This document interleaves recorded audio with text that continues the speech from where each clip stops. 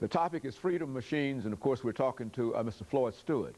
Mr. Stewart, before we end this session for today, I think people might be curious as to how you arrived at the studio today. And I understand that you came by way of a metropolitan system called Access Rides. Let's have you to give us sort of a statement in reference to how that operates and the impact that that is having in terms of bringing people who have disabilities into giving them some kind of access. Well, Access Ride is actually operated by Metro government. It's a division of Metro Transit Authority. And what it is a fleet of lift-equipped vans that you can call 24 hours ahead of time. And they can come and give you door-to-door service. Of course, you see I'm in this huge wheelchair, 300 pounds, but they have these lift-equipped vans that can pick me up and take me from point A to point B. And one other thing is that Mayor Purcell has actually put funding into the Transit Authority to make all of the fixed route buses lift equipped. They bought, I think, 51 new fixed route buses, and by 2005, the whole fleet of fixed route buses will be accessible to. Mayor Purcell has put approximately $20 million into building sidewalks to give one access to the public bus land, and so it's worked out really well. And so you think that the metropolitan government in Nashville is quite forward in terms of some of the things that they're trying to do? Yeah, I think so. Like I said, Mayor Purcell has basically put his money where his mouth is about making Metro Davidson County accessible, one of the most accessible cities in the country. But now beyond that, there are some real problems that I think you have already mentioned, dealing with accessibility and funding and whatever. And so we want to make sure that we give you an opportunity to talk about some of those, because after all, you know, you have more information in reference to that than any of us. And so let's have you to do that. Well, over my 12 years, I've worked with probably 1,200 consumers with all different types of disabilities. And their major comments are about the lack of personal care in the state of Tennessee. There is basically little or no personal care in the state of Tennessee. I think Tennessee should take a cue from so many of the other states around the country where they are offering personal assistance program to allow individuals with disabilities to stay in the home as opposed to nursing homes. Under the Americans with Disabilities Act, an individual should be able to live in the least restrictive environment, which that gives a person an option to live in a nursing home or live at home. It's called money follows the person, where your Medicaid money can be used at your discretion to live in the community if you choose, or live in an institution if you choose. Tennessee does not have that policy in place.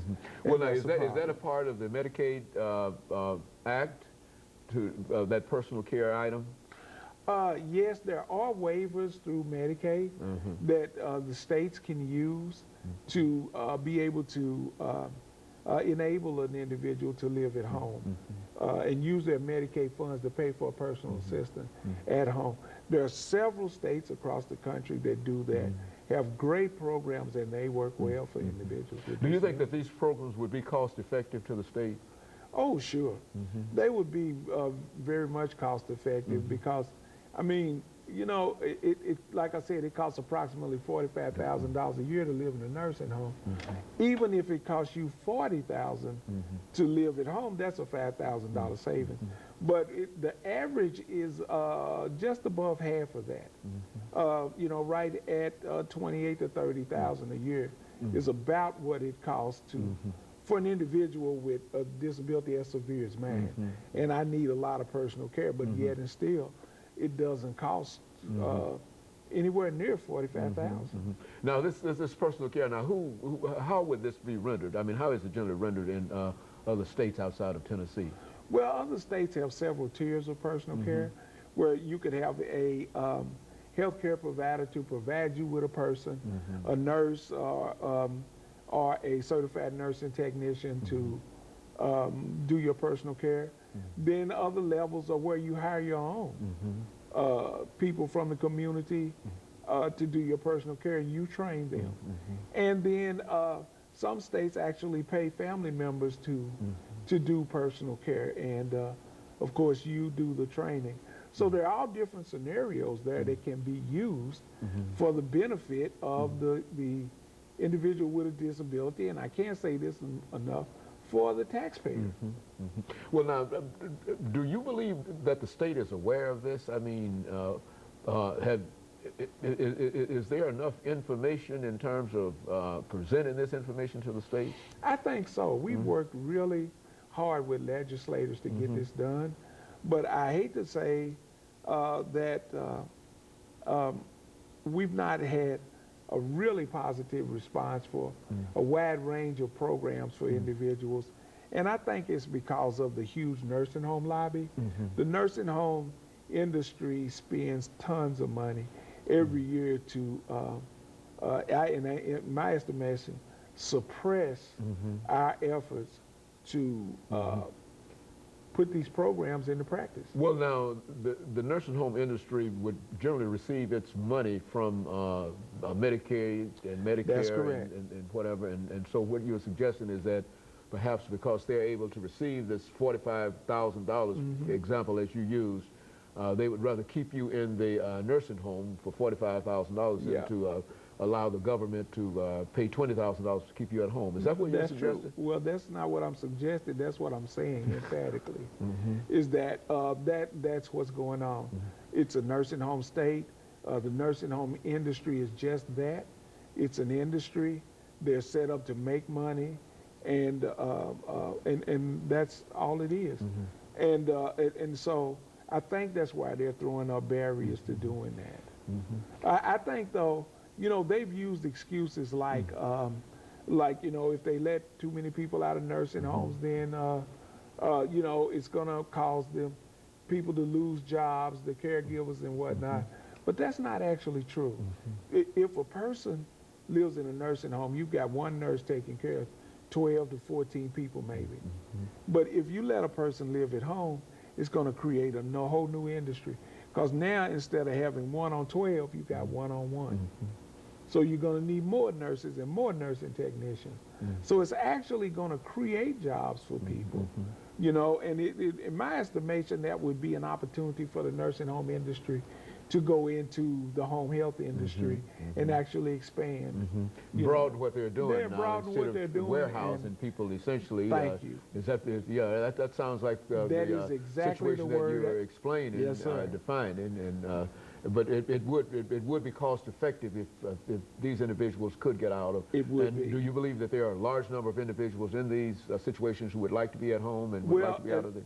In the 2 nursing homes that I lived in over the 5.5 years, 95% of everybody that I talked to said that they would have rather been at home, but they didn't have an option. They'd either outlive their children or they didn't have any money to pay for personal care at home. Okay, I would imagine that we've got about a minute and a half to go here, Mr. Stewart. Let's see if we can have you over the last minute or so sort of summarize and give some final comments in terms of what you'd like to see done dealing with this issue. Well, what I'd like to see is the state to stop creating pilot programs which limit the amount of funds that can be used to put these to do personal care. I'd like to see the states do like other states, open a broad statewide program, bring in the Medicaid funds to free individuals from nursing homes and keep individuals that are already living in the community struggling from going into nursing homes. That is really the cheapest way to do it. It's harder to get them out than it is to keep them out. I would like to see the state fund more assistive technology, you know, for people to be able to live at home. Very good. And of course, Ms. Floyd, let me thank you over the last few seconds that we have of coming by and giving us that excellent information today. And of course, let me encourage our audience to tune in again next week for another informative edition of Comments. Thank you and good morning.